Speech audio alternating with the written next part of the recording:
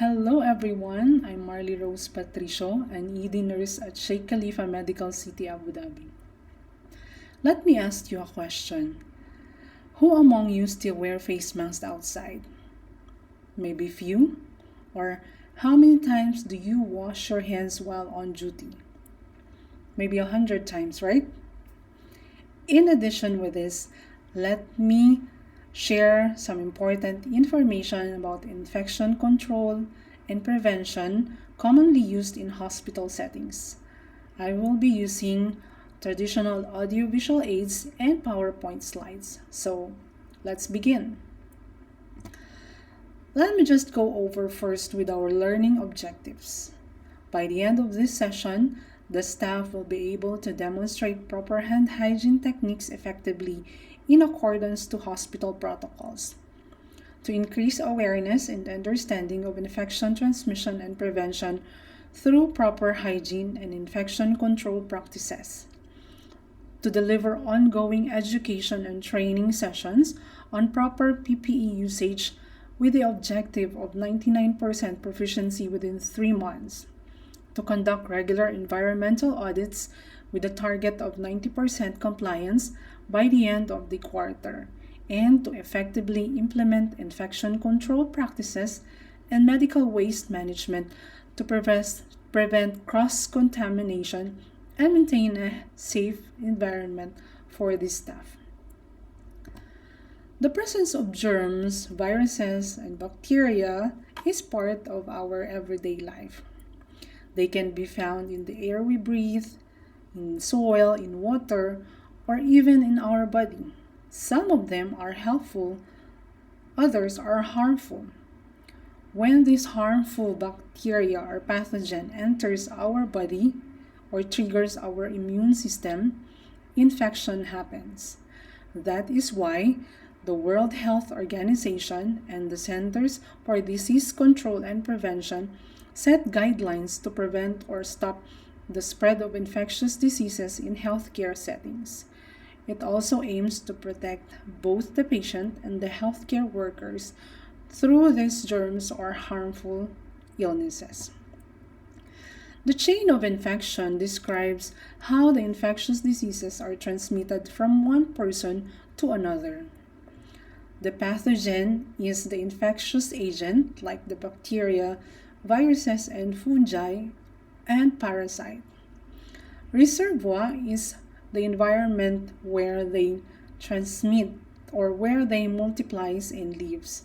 Examples of these are people, animals, soil, food, and water. The portal of exit is when the pathogen leaves the reservoir and enters into a new host through coughing, sneezing, bodily secretions, and feces. The mode of transmission is how the pathogens transferred from one person to another. That could be through direct contact, indirect, and by vectors.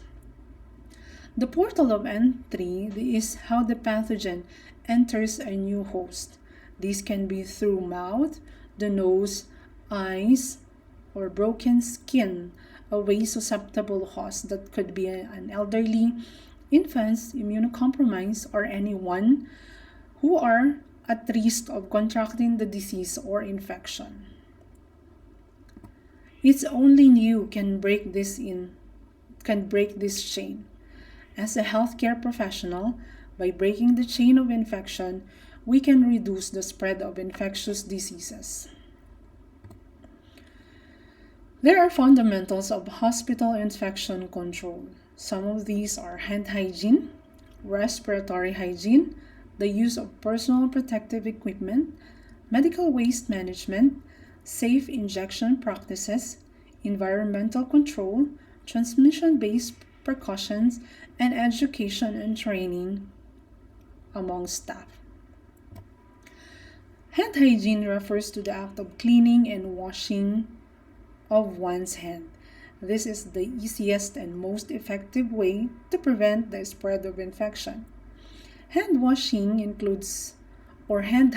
includes hand washing, antiseptic hand wash, alcohol-based hand rub, and surgical antisepsis.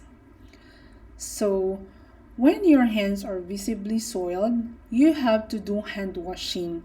The, the entire duration is from 40 to 60 seconds. Otherwise, use the hand rub from 20 to 30 seconds. Actually, there are 7 steps or 11 steps on effective hand washing.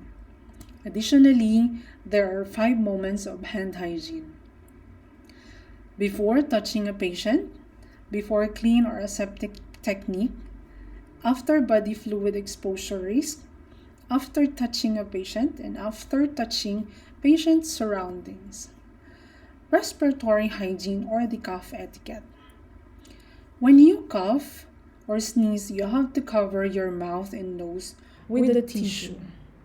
If tissue is not available, you can cough or sneeze in the upper sleeves and on your elbows, not in the hands.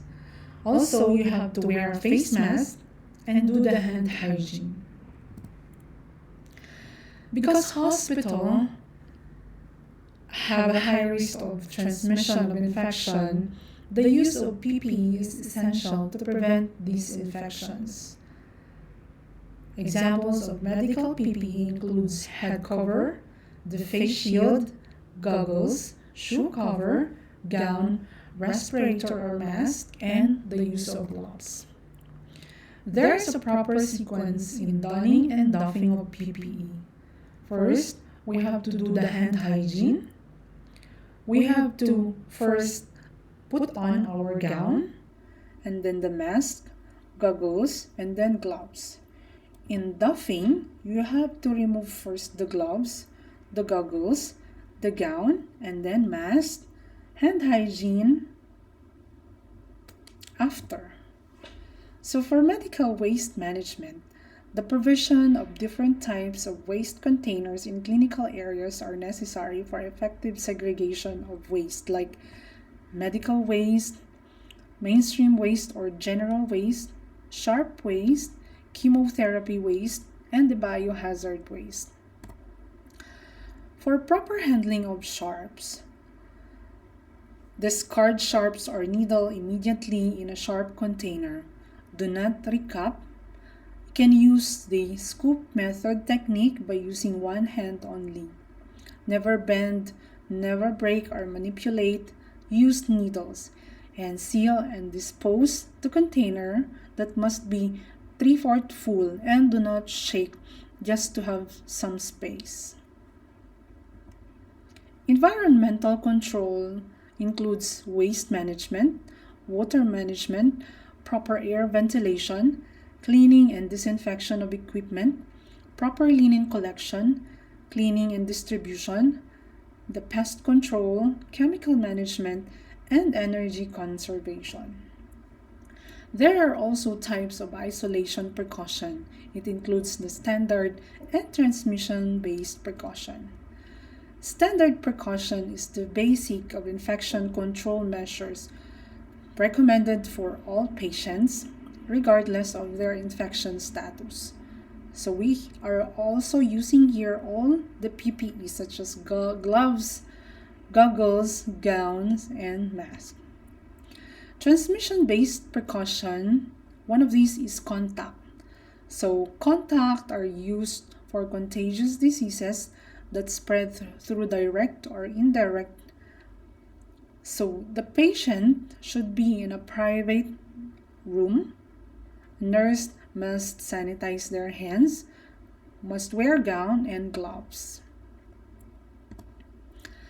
Another one is droplet precaution. This is used for infectious agents with droplet nuclei larger than 5 microns through coughing or sneezing. You must be 3 to 6 feet away. You have to wear your mask or face mask. Keep the door closed and sanitize your hands. You can also cohort patients with the same origin. And the airborne precaution. Airborne are highly contagious where the particles remain in the air for a prolonged period of time. It could be measles, TB, varicella, herpes zoster, and COVID. Lastly, the education and training. All staff must have their regular or annual immunizations and checkups. Also, they must obtain a sick leave when they are sick, N95 fit test or biohazard suit or level A hazmat suit for the staff, surveillance and reports to the Department of Health, and the continuous education about infection control policies and protocols. To end this, infection control is everybody's business. That's why you always have to smile, because when you scrub more, it's less expensive to acquire those infections. Thank you so much.